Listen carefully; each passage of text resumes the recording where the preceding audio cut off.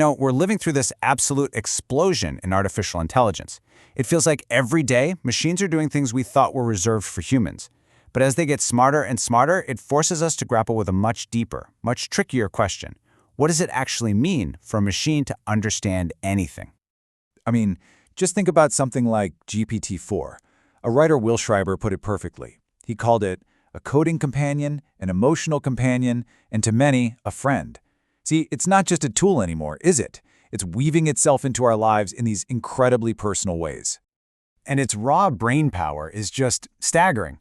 We're talking about a system that can almost ace the MCAT and the LSAT. Now, these aren't your average pop quizzes, right? These are tests designed to find the absolute sharpest human minds out there. So this isn't just about matching patterns. This is some seriously high-level reasoning.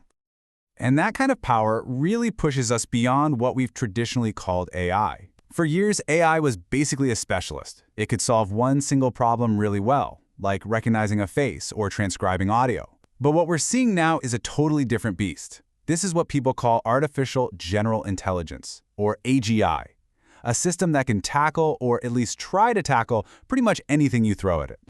So based on that definition, the one we've been chasing for decades, well, it sure looks like we're there.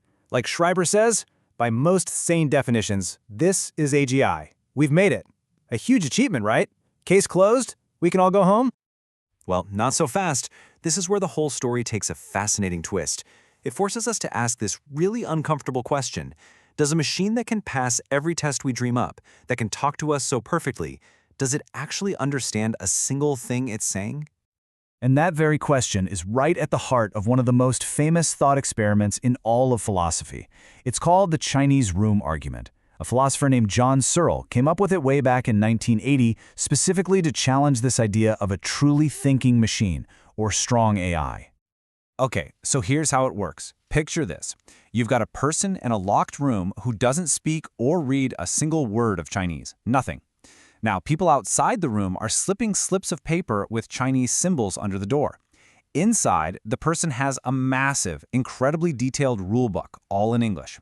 And this book just says, if you see this symbol, send out that symbol. They follow the rules perfectly, and from the outside, the answers they send out are completely fluent and indistinguishable from a native Chinese speaker. And boom, there's the paradox. The system as a whole, the room, passes the test for understanding Chinese with flying colors. But the person inside, the one doing all the processing, they have zero understanding. They're just shuffling symbols they don't comprehend. Searle used this to highlight a crucial difference between two concepts, syntax and semantics. The person in the room is a master of syntax.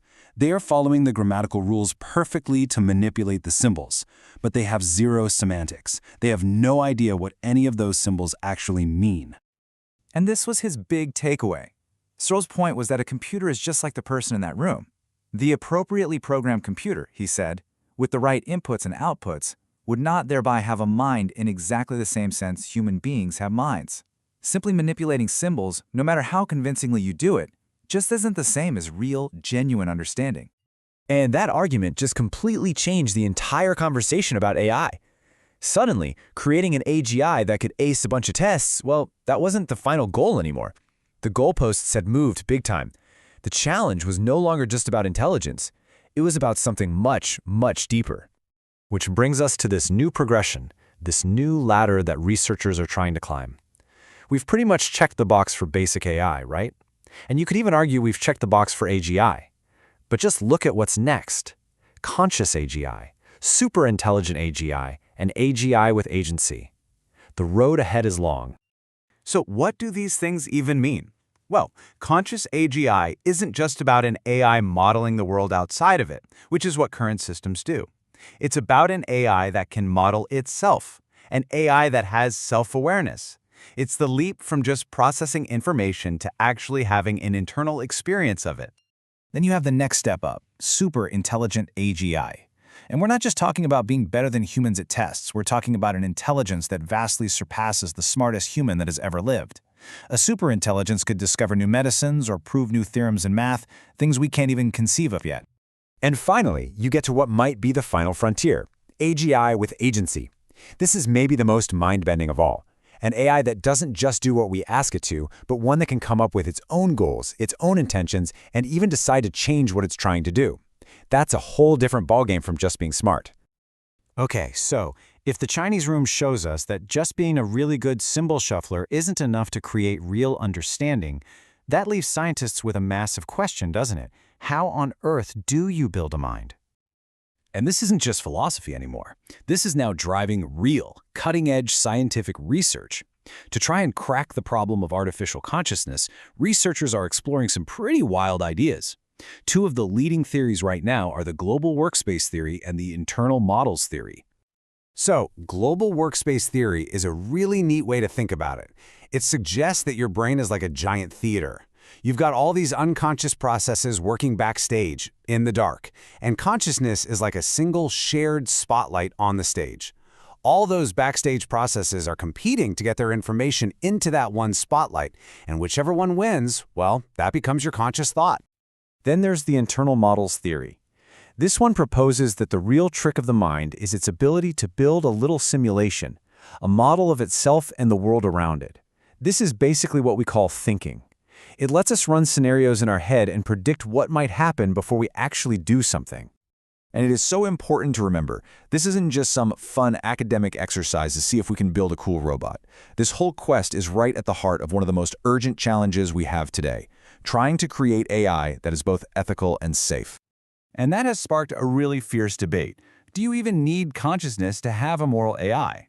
You've got two completely opposite camps. On one side, some people argue that yes, an AI has to be conscious to be a true moral agent that you can hold responsible.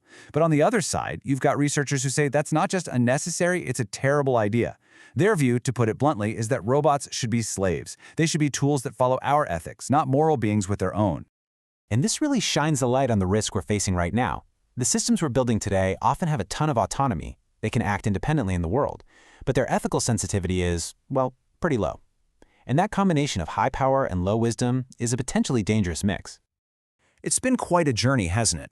We started this whole thing with a pretty simple idea, a machine that can pass a test. And look where it's led us, right into the middle of one of the deepest, oldest, and most complicated problems in all of philosophy and science.